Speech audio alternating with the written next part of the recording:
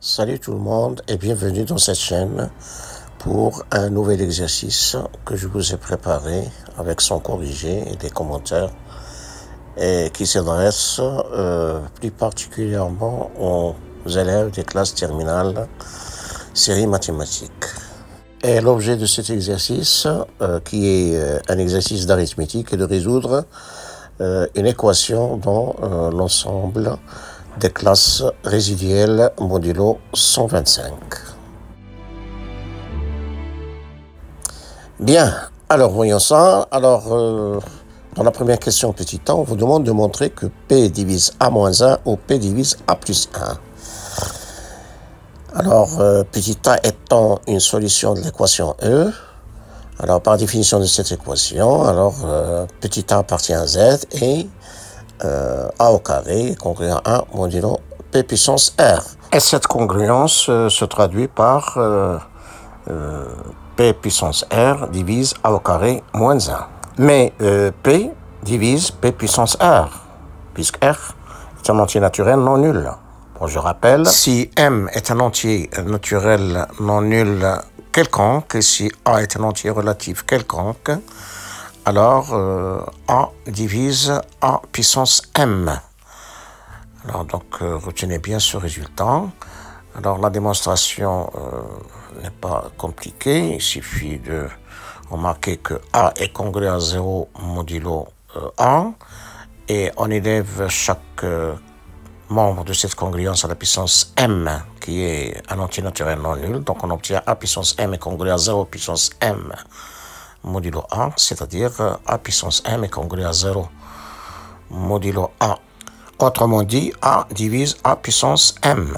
Et attention, ce résultat-là ne marche plus si M appartient à N. C'est-à-dire, lorsque M égale 0, ça ne marche plus, à moins que A soit égal à 1 ou moins 1. D'accord? Donc, c'est-à-dire, si vous prenez A appartient à Z et A différent de 1 et A différent de moins 1, si vous prenez M égale 0, ça ne marche plus.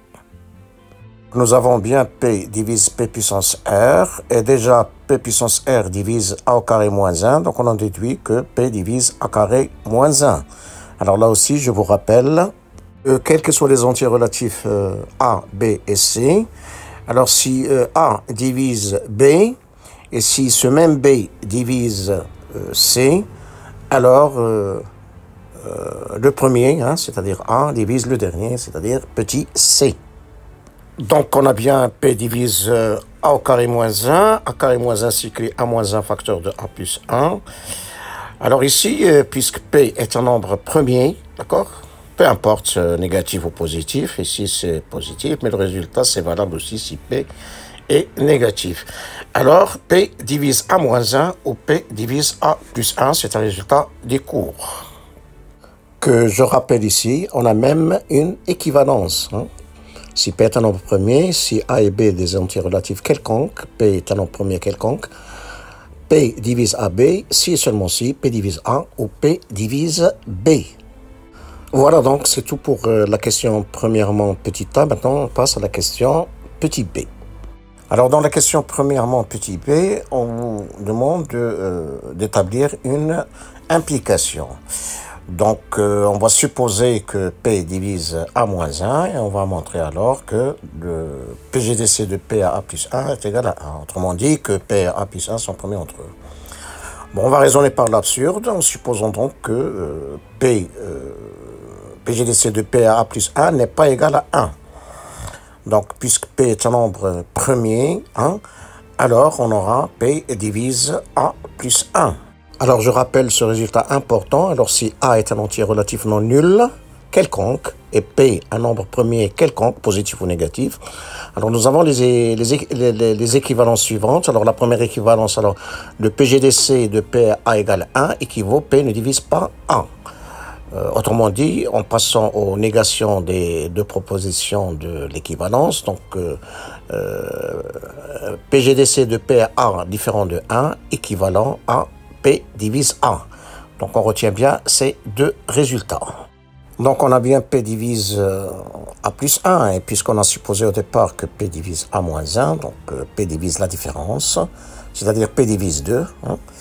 Et comme P et 2 sont premiers positifs, donc on en déduit que P égale 2, ce qui contredit le fait que P supérieur égal à 3. Donc la supposition que nous avons faite est fausse, c'est-à-dire on n'a pas le PGDC de PA plus 1 différent de 1, donc PGDC de PA plus 1 est égal à 1. Autrement dit, on a bien l'implication, si P divise A moins 1, alors PGDC de P et A plus 1 est égal à 1. Bon, on passe maintenant à la question, premièrement, petit c, on vous demande de dire que A est congruent à 1 modulo P puissance R ou A est congruent à moins 1 modulo P puissance R. Alors, nous avons A au carré congruent à 1 modulo P puissance R, puisque A est une solution de l'équation E. Alors, cette congruence s'écrit A carré moins 1 congruent à 0 modulo P puissance R. Alors, j'écris A carré moins 1, c'est une identité remarquable, sous la forme A moins 1 facteur de A plus 1. Et je traduis cette congruence par la divisibilité. Donc, j'écris P puissance R et divise A moins 1 facteur de A plus 1. Et à partir d'ici, je vais étudier deux cas. Alors, le premier cas, je vais supposer que P divise A moins 1 pour pouvoir investir le résultat de la question précédente. Alors, puisque P divise A moins 1, alors d'après la question précédente, alors nous avons le PGDC de P à A plus 1 est égal à 1. Donc, nous aurons aussi P puissance R, PGDC de P puissance R et A plus 1 est égal à 1. D'accord? Puisque P et A plus 1 sont des entiers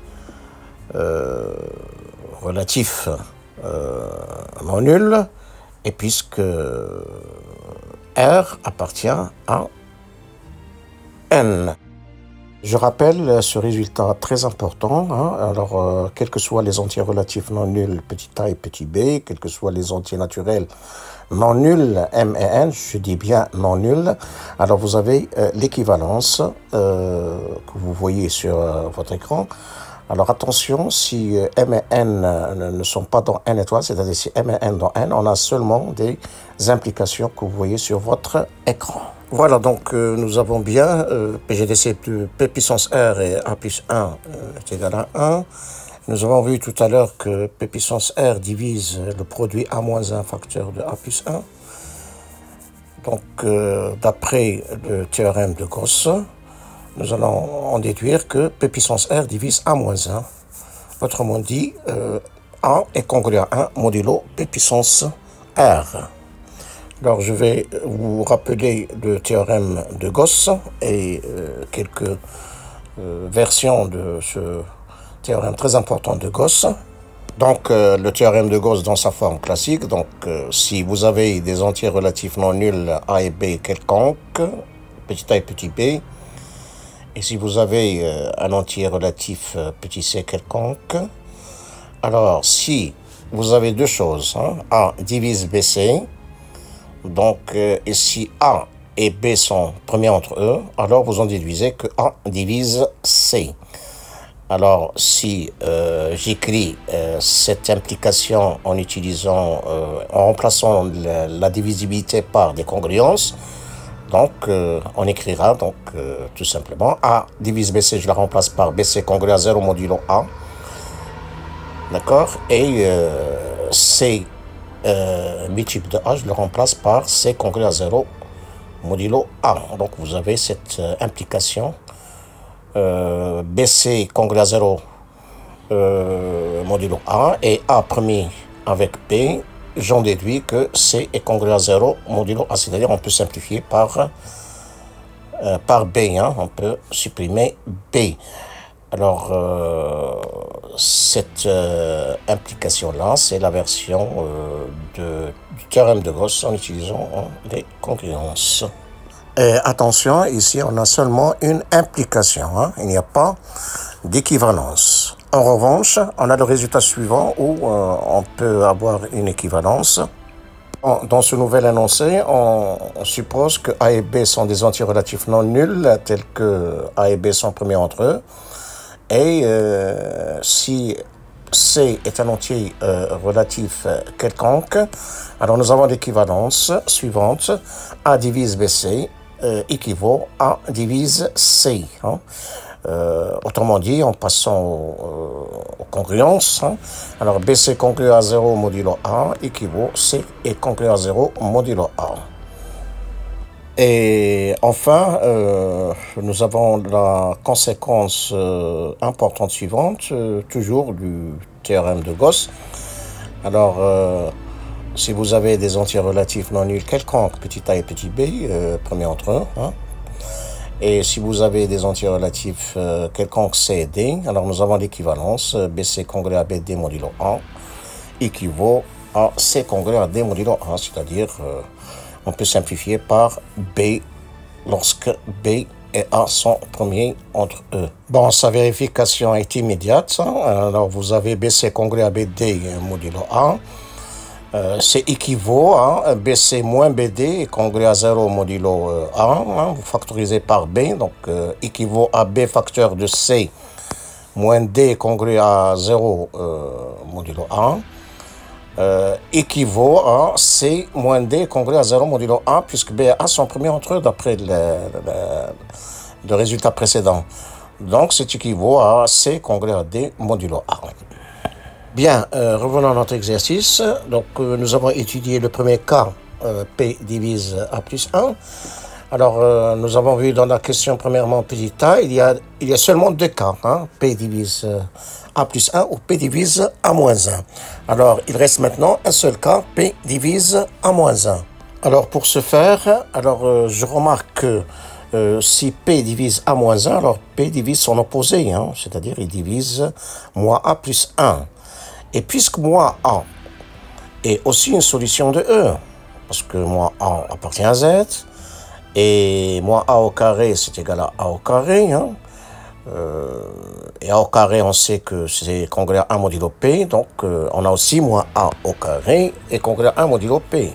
Et bien sûr, A carré, il est différent de 1, hein, d'accord, donc moins A au carré est aussi différent de 1. Donc, en utilisant le résultat du premier cas, hein, d'accord, appliqué à moins 1, alors nous aurons moins A est congrès à 1 modulo P puissance R, ce qui donne A est congrès à moins 1 modulo P puissance R. Ainsi, dans le cas où P divise A plus 1, nous avons A est congrès à 1 modulo P puissance R, et dans le cas où A P divise, pardon, A moins 1, nous avons vu, on vient de voir que A est congrès à moins 1 modulo P puissance R. Autrement dit, dans les deux cas, hein, nous aurons A congrès à 1 modulo P puissance R ou A congrès à moins 1 modulo P puissance R, c'est ce qu'on cherchait. Alors maintenant, on va passer à la résolution de l'équation E. Alors, dans la première question, nous avons démontré que si A est une solution de l'équation E, avec A carré différent de 1, alors nous avons vu que A est nécessairement congrès à 1 modulo P puissance R ou A est congrès à moins 1 modulo puissance R. Alors, on remarque que cette conclusion est valable aussi lorsque A carré égale 1, que nous avons exclu au départ. Parce que A carré égale 1 signifie que A égale 1 ou A égale moins 1. Et on a bien 1 est congrès à 1 modulo P puissance R et moins 1 est congrès à moins 1 modulo P puissance R. Donc, cette conclusion est valable que A carré soit égal ou ne soit pas égal à 1. Vous allez peut-être vous demander pourquoi avons-nous écarté le cas A carré égale 1 dans la première question. Alors, la raison est toute simple, c'est que d'après le cours, on ne peut pas parler de PGDC de A et B que si A et B sont des entiers relatifs non nuls. Hein? Alors, je souligne non nuls. Alors, c'est ça la raison. Voyons maintenant la réciproque de cette implication, hein? C'est-à-dire si A est congrès à 1 modulo P puissance R ou A est congrès à moins 1 modulo puissance R, est-ce que A appartient à S? Alors évidemment oui, hein, parce que si A est congrès à 1 modulo P puissance R ou A est congrès à moins 1 modulo P puissance R, alors en élevant les membres de chaque congruence à la puissance 2, hein. Alors on obtient donc A au carré congru à 1 au carré modulo P puissance R, ou A au carré congru à moins 1 au carré modulo P puissance R. Mais 1 au carré, c'est moins 1 au carré, c'est égal à 1. Donc on obtient dans ces deux cas A au carré congru à 1 modulo P puissance R. Autrement dit, A appartient à S. Ainsi, nous avons une implication réciproque, hein, qui est vraie, et par conséquent, on a l'équivalence suivante. A appartient à S équivaut A est congru à 1 modulo P puissance R, ou A congru à moins 1 modulo P puissance R. Alors, ce qu'on peut traduire ici encore, hein, d'accord, on va traduire ces deux congruences. Donc, ceci équivaut à il existe K appartenant à Z, hein, le même cas, pas de problème. Alors, tel que A égale 1 plus K plus P puissance R, ou A égale moins 1 plus K P puissance R. Hein.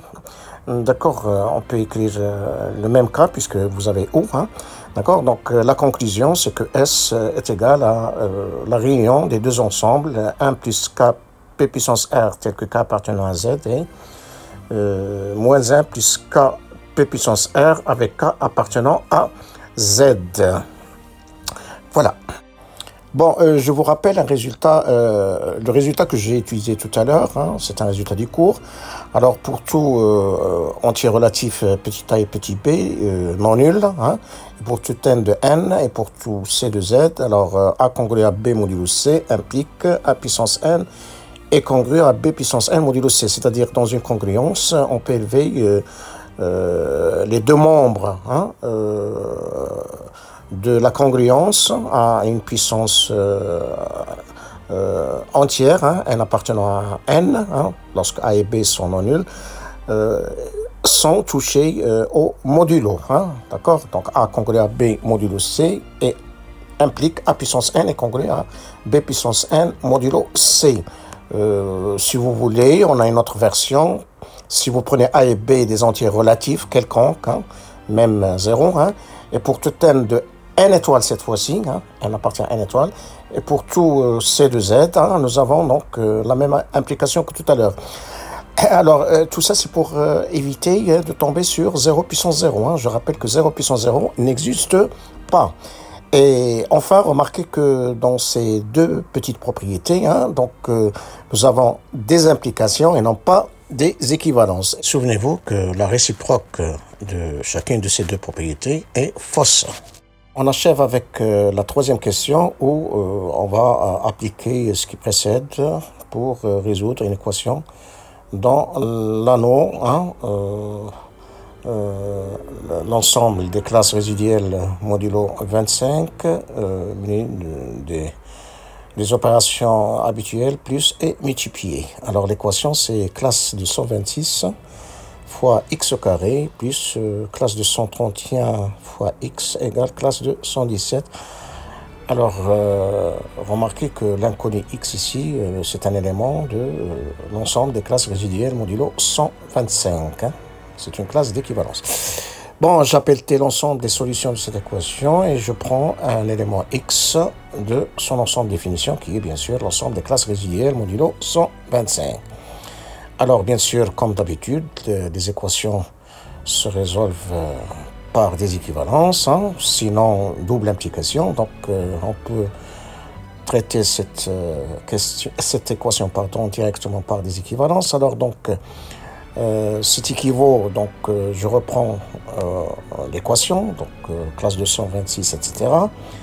Alors, et maintenant, je pose x égale la classe de A avec A appartient à Z, d'accord? Donc l'équation va s'écrire 126, classe 126, etc. Donc nous avons parfaitement une équivalence, donc pas de problème. Alors maintenant, pour tout entier relatif A, je vais traduire hein, ce que j'ai appelé A, c'est-à-dire je vais traduire A en une congruence. Voilà, c'est simple, il suffit d'utiliser les petites propriétés sur les classes d'équivalence que vous avez vues l'an dernier. Et maintenant, vous remarquez que les coefficients 126, 131 et 117 sont très proches de 125. Donc on va chercher des équivalents à ces coefficients qui sont très petits en valeur absolue. Hein. Donc on remarque que 126 n'est autre que... il est congrès à 1 modulo 125, 131 il est congrès à 6 modulo 125, et 117 il est congrès à moins 8 modulo 125. Donc la congruence précédente elle est équivalente à ce que vous voyez sur votre écran. Donc vous avez a carré plus 6a est congrès à moins 8 modulo 125. Et à présent, on va essayer de mettre en évidence un carré dans le membre de gauche et espérer avoir un dans l'autre membre pour pouvoir appliquer le résultat de la deuxième question. Alors, je crois que ça va marcher. Hein. Alors, j'ajoute 9 de part et d'autre de cette congruence, de la congruence a carré plus 10a congrès à moins 8 modulo 125. Alors, donc, vous avez l'identité remarquable, donc c'est a plus 3 au carré.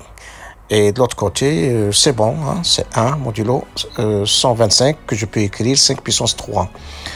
Donc, puisque 3 appartient à n étoile, hein, je parle du 3 qui est dans le modulo, hein, et 5 est le premier et supérieur ou égal à 3. Donc, j'applique la deuxième question et donc, on trouve sans problème que la congruence précédente est équivalente à classe de A égale classe de moins 2 ou classe de A égale classe de moins 4. Donc, x appartient à l'ensemble T, hein, équivaut x égale classe de moins 2 ou x égale classe de moins 4. Autrement dit, l'ensemble T est l'ensemble classe de moins 2 et classe de moins 4. Et bien entendu, hein, ces classes sont modulo 125. Et je termine par la remarque suivante, c'est que l'ensemble T, on n'est pas obligé de l'écrire sous la forme classe de 123 et classe de 121. Hein. D'accord? Donc on peut écrire l'ensemble T tel que je l'ai écrit. Et une autre remarque, c'est que l'équation précédente peut s'écrire 126x carré plus 131x égale classe de 117.